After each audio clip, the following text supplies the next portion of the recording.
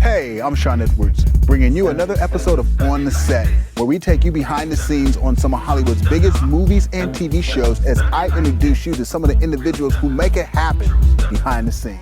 In Zootopia, anyone can be anything. In its 92-year history, Walt Disney Animation Studios has created a long and storied legacy of talking animal films. From Mickey Mouse's debut short, Steamboat Willie, to Bambi, Dumbo, The Jungle Book, Robin Hood, and The Lion King.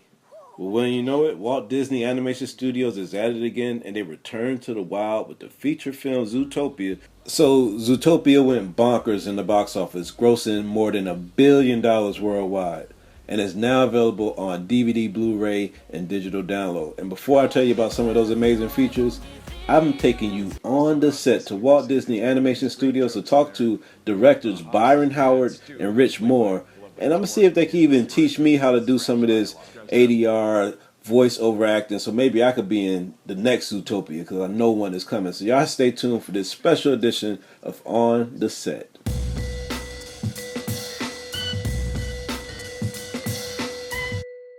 At least according to the box office and the critics, I mean, it's everything that I would guess a filmmaker would want. Be critically acclaimed, to be successful, and have a wide audience. How does it feel now that y'all have taken a breath and is able to see the success of this project that y'all put so many years into? Yeah, do you feel better? I feel better. I feel better. I'm still a little nervous. A little nervous, yeah. I don't know why. But Yeah, I don't know why. We should, yeah, we're relieved. Actually, it is great because, like, you know, when the film came out, at first it got the critical reception, which was really nice. So that was more than we could have asked for. And then the audience really seemed to love it. And the fact that it did so well globally was great because we didn't know whether the message of the film would land with all audiences, but the fact that it's so universally understood, that people really love and embrace the characters, is very humbling for us, and we're very proud of the fact that it's done so well. So it feels great. It feels pretty great. Our little baby has grown up. It's out in the world. It's traveled the world. Yeah, it's traveled the world. Yeah. Now, the project obviously has legs and could go on to do more, but like when it's such a great reception for a project, is it almost like a given that you got to give it another shot, that you got to do another? Oh, and like a sequel? Yeah. Too? Just redo it. Reboot Make it. Reboot. I don't know if it's a given. I think it would come if there was interest, you know. Well, there's obviously interest. Yeah. I mean, people gonna run out to get this DVD. Yeah, and Well, we hope. But it's like I can only say, like, for myself, I love the world. I love the characters. Like, I love the group of people that we worked with. It would be so much fun to revisit it. Yeah. You know? Yeah, it's like we all created this enormous playground together with so many fun things that we didn't even get to show you in this movie, and it's vast. It's actually like visiting. We were talking about this. It's actually like visiting a real city. Like the audience has gotten to kind of meet Zootopia and learn about it for the first time, but they haven't seen even the tip of the iceberg about what it could do. And there's so many great characters and the first one. I mean, making this movie, we had to invent the world, as well as explore it. Man, it would be so much fun to now just explore it. Now that it's been invented, it would be great to go back and just kind of see more parts of it. Tell the audience some of what they're gonna get with this DVD, because I grew up loving movies, and I remember watching like my first VHS tapes of Woman in Red and Purple Rain, and now DVDs have gotten so much more sophisticated with the filmmakers being able to talk about the film, and you'll be able to see like the whole creative process. What will the audience see when they take home Zootopia on Blu-ray? There's a lot. There's a lot of extra features. A lot of extra features. Rich and I take you on a tour of characters that have been cut from the movie, and there were a lot. We took a lot out there. I was surprised how many there were. There's a ton. Yeah. Some really cool characters, and then we also talk about there's 7 deleted scenes that we put in on the DVD so you can see it. And those kind of represent the stepping stones to get to the final movie. Because we try so many different things, when crafting the story. It's cool, I think, as an audience. Like, I always love that, being able to kind of see scenes and characters that that were part of the process of getting to the finished film. Yeah. You know, and just kind of how the filmmakers thought, you know, and what they thought, you know, would work in earlier versions of the film. So I think that's really exciting for an audience to check that out. It's deleted characters, my friend. Yes, That's I right. love characters. We love characters. Sometimes we love them so much we hold on to them for a long time, then we throw them out. Good one. And these guys, they didn't make the cut. They No. didn't make the cut, but don't worry, they're fine. They're Yeah. they're just wandering about Zootopia somewhere. There you went, you little Dickens! She had different jobs and Yeah. she made different appearances. Yeah. At one point, it was just a screaming old goat. Yeah. Sometimes she would faint. She would faint. She was a goats will. fainting old goat, but then she came back as a fellow meter maid. Hey there, rookie. Keep it up, but in 50 years, you'll be promoted to this job. Swinton was our villain in the earlier version of the story, and we did that because pigs are very intelligent animals, and we thought that'd be very interesting to make an intelligent pig the villain in the movie. Both smart and tasty. Yes. Still a pig. There was a sheep in the movie called Willie who was doing all sorts of nefarious stuff, and if you've seen the final film, you know that sheep continue to do nefarious stuff in Zootopia, but this time he was hiding his identity with a corset, and he would tie himself up and he would make himself very skinny and wrap himself in an overcoat and put on a wolf disguise. So he was a sheep. Sheep in wolf's clothing. Yeah. And with Disney having so much bandwidth and also this new deal with Netflix, is there any possibility that we could see this in a more strip cartoon series that kids could tune into, like, you know? I like how you That's a Tell me good more idea. about this. I know my kids would love it. You So know, they how would would watch that it.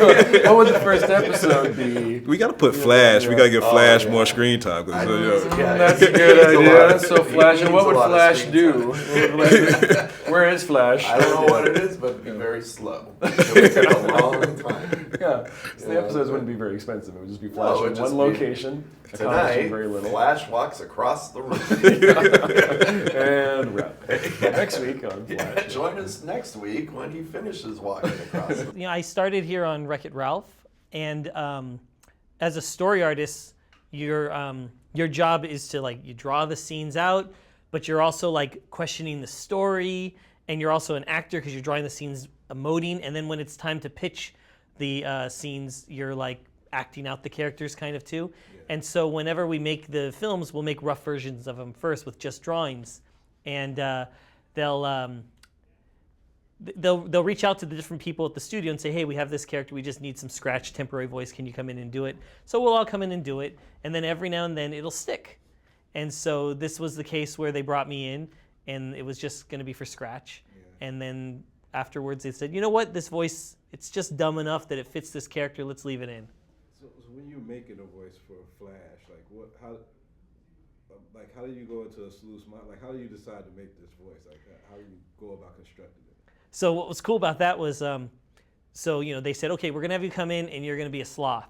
So what do you think? You're like, all right, sloths speak really slowly like this.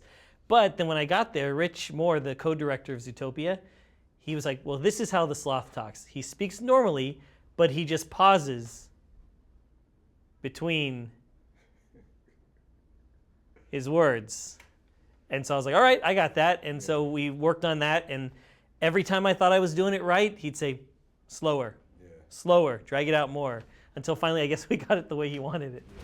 They're all sloths?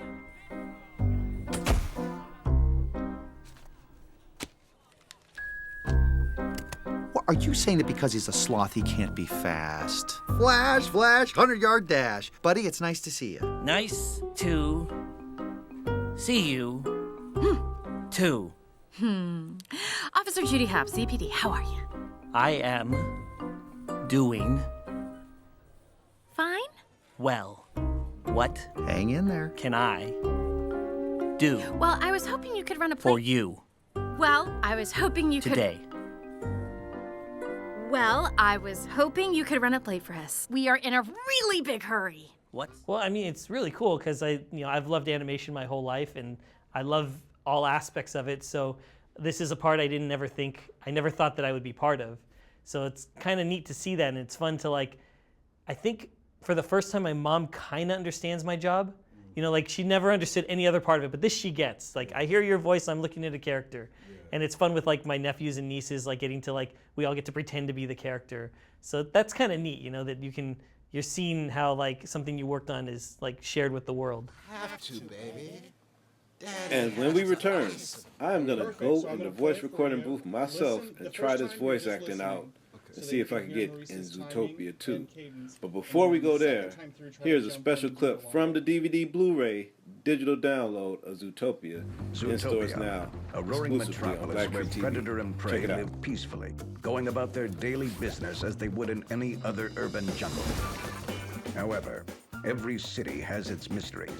Let's open up the ZPD forensic files and investigate. I won't let you down. Hidden Mickeys. Well, we don't have any eyewitness accounts of Mickey Mouse himself. If you pull out your magnifying glass, you may be able to spot him right here at the ZPD. Oh. Pull out your pen and write fast, because this movie is stuffed with them. Just when you think you've nailed them all, you may get one more lucky chomp and find another one. Good one. All right, so where am I standing for Q&A? You guys are side by side. Okay. Yeah. All right. Everybody good? Okay. All right. Actually, you guys are gonna swap places. Okay. Oh, right. Yeah. Okay. Great. I'm not used to being on anybody's right. All right. There you go. And just be aware of that shadow when you cross over. What shadow? Yeah, exactly. What are you talking about? I'm a faceless animation actor, and this cements it. So we're here in the ADR studio. This is where the magic happens for not just Zootopia, all these Disney films. A lot of them happen in here. True right? enough. True enough. But Zootopia definitely started in this room, or at least my contribution to it, as Mr. Big was right here in this room. And when you get the script, I mean, do you have any cues for how the voice should be? Like as a voice actor, how do you create that voice? It depends. You know, there's certain times where I'm shown a model sheet of a character, and I sort of go, well, what would this? You know, let me fill that body up with whatever my interpretation of what he would be is. Other times there's something where it's just I am just following orders. In this case, Rich Moore, the director, just called me up and said, "Hey man, you do a Brando thing, don't you?" And I was like, "Yeah," because I've known him for 21 years. We started we started long before that, but we met on The Critic, and he knew I did all these impressions. So he said, "You'll get a call from your agent in a couple of days." Next thing I knew, I was in this room, and he said, "So he's kind of the Godfather, but he's his own thing too, and he loves his daughter." Yeah. So, the most important thing for me as an actor is always play the love with any character. Okay. So, he has this great turn where he finds out that Judy Hopps has saved his daughter's life, and he goes from this vicious killer. Although in my mind, he doesn't kill people. When he ices them, he just dunks them until they're really sorry. So that said, because there's no killing in Disney films. Right. But anyway, so when he finds out Judy saved his daughter's life, his heart opens up, and they become fast friends. So look at this character and tell me, like, what's the elements of his voice? Other than, the Brando thing, but you look at this little small, what is he? He's the Arctic... He's an Arctic shrew. And Arctic shrews in zoology are actually the most vicious predator out there. They're tiny, Really? but they will rip anything apart, and they're relentless. I was told today that if you take 5 Arctic shrews and put like a bucket over them and leave them overnight, when you come back, only one will still be alive. Wow. And he's like the Bruce Lee of Arctic shrews. Wow. But I mean, they'll even tear each other apart. They are mean. But there's the whole Napoleon complex. There's always somebody course. small and they bring in all this rage with them, right? Certainly. And Brando played Napoleon, so that's a very apropos analogy. But yeah, he's tiny, but he's full of rage, and yet, there's a soft side to him too. I love the reveal of him though, when those giant polar bear hands set him down. I love the fact that there's a wedding ring on Kevin the polar bear. It's like immediately my mind went to, oh, he's got a family, so he's got to do this job and then go home to his wife and kids. He's just trying to support them, but he's got to explain what Daddy did today. Today I iced some people. But anyway, he's a tremendous character, and it's a lot of fun to play. Well, you worked on a lot of projects, though. What's the feeling when it's a Disney animation? You know that these things are timeless, and that generations love all these movies. And You know, you're working for the best of the best. When I walked in here and went, I'm going to get to be part of another one. I mean, I just come off of Frozen, where I had a small but very key scene as their father, and then I come into this, and it's a great, kind of contained but broad comedy character. And it's the real thrill of it is, for me, to realize that this camera, and there's a camera over there that watch me as they film me, and I have a theory. I've never had a chance to ask Rich Moore, but I think those are my eyebrows. I think they used my eyebrow because my eyebrows get very wild very quickly. Yeah. I just had a haircut 10 days ago, and already the makeup person had to trim my eyebrows down a bit. So go, oh wow, they used my wild, crazy eyebrows for this character. I choose to believe that. I'm gonna believe that too. Whether it's true or I not, see I choose to believe between yes. you and Mr. So Big there here. you go. They used a lot of my expressions, and so anyway, coming in here, just knowing I'm going to be part of this brilliant thing is an honor beyond words. Oh, look, there we are. There, you see, it's the eyebrows. Yeah. There we go. Yeah, those they're big, perfect. massive, crazy eyebrows. They're perfect. So That's so fine. let's.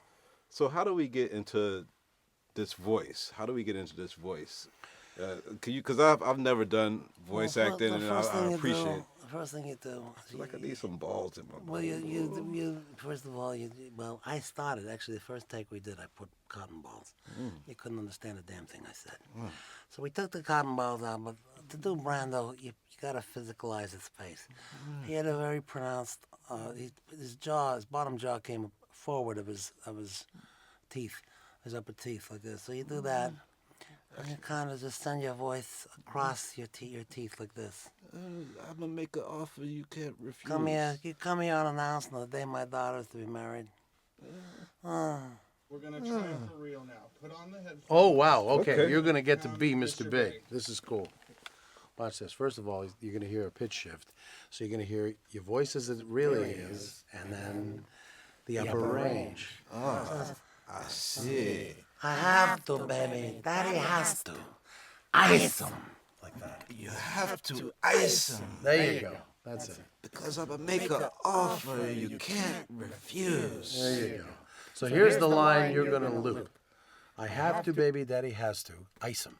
So Frou-Frou, your daughter, comes in, and she makes this demand, no icing anyone at my wedding. It's a forgotten promise. His attitude is that he really doesn't want to hurt his daughter, but also This is business. Yeah. So he has to. He doesn't want to hurt his daughter, but he has to. And then ice him. He becomes the killer again. Okay. So, and you'll see a red line come across the screen and meet up with that red line. And that's when you start talking. It's timed, so you open your mouth at the same time as that red line hits the other red line. And listen to the rhythm. They'll play it once. Just listen to it for the rhythm and the speed. Okay. And then inform it with the intent of the character as you read. Okay. All right, Jamal, are you all set to roll it? I'm all set. I'm all. We got to get the pitch in there now. There you go. I'm all set. Perfect. So as Maurice was telling you, His voice is so deep, this isn't doing anything to him. Yeah. you know what? I don't can know. Make it higher. No, it's all right. I have to, baby. Daddy has to ice him. There you Perfect. So I'm going to play it for you. Listen. The first time you're just listening, Okay. so that you can hear Maurice's timing and cadence, and then on the second time through, try to jump in and do it along with him. There you go. And I'm going to lay out. Just go to the picture. No, I think anyone at my wedding. I have to, baby. Daddy has to. Ice him. What did we say? No, I think anyone at my wedding. I have to, darling. Daddy has to ice him. A little faster. A little bit quicker. All right. Anyone at my wedding. I have to, baby. Daddy has to ice him. Very me come good. try. One more. One more time. I have to, baby. Daddy has to ice him. Oh my God! Perfect. Nice. You hit it perfectly. Bravo! Nice That was work. great. I need to do.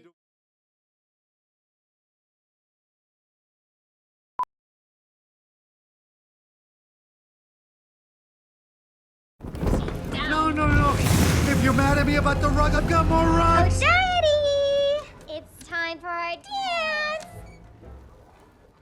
What did we say? No icing anyone at my wedding! I have to, baby. Daddy has to ice. No. Wait! Nick had a great idea for a business, a money-making venture called Wild Times, where predators could actually take their collars off and behave like predators and chase things and go on this thing called Aurora Coaster, which is like a roller coaster that lets them roar and be themselves. And so it was a perfect money-making venture for Nick. However, he had none of this. None of this. No capital, no dinero. None of the lettuce. Poor. And he was a poor guy and he needed to make some money and he had to go to all these banks. You know, they say you can't put a price on happiness, and I say you can. Bang! There it is. $19.95 a ticket. I have a building lined up, I have the plans, I have the staff, I have a dream. The only thing I don't have is a loan to make it happen, friend. Will you help me make it happen? Will you help me make it happen?